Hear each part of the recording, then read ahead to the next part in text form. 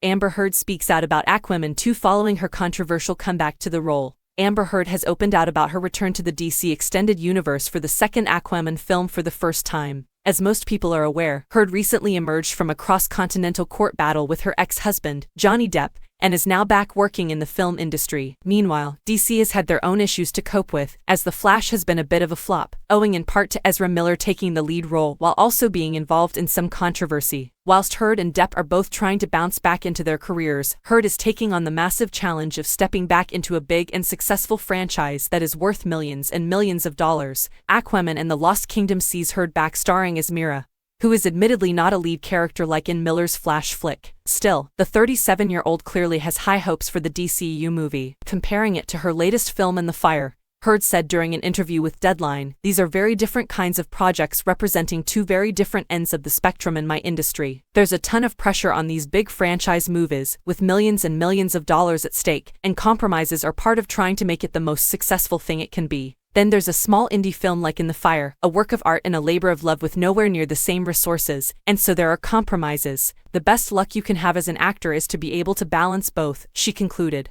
"I'm incredibly honored to be a part of the Aquaman series and the machinery behind it. And then there are these small passion projects like In the Fire, where I'm proud to have met the filmmaker and the cast, and we got dirty together to bring this story to life." It remains to be seen if Heard and her colleagues will be successful. Jason Momoa will play the title hero, alongside Heard, Willem Dafoe, Patrick Wilson, Dolph Lundgren, Nicole Kidman, Yahya Abdul-Mateen II, and Temuera Morrison. Following a variety of development difficulties and, presumably, the COVID-19 epidemic, it's planned to be released on December 20, 2023. The picture has a lot riding on it for both Heard and the DC universe as a whole.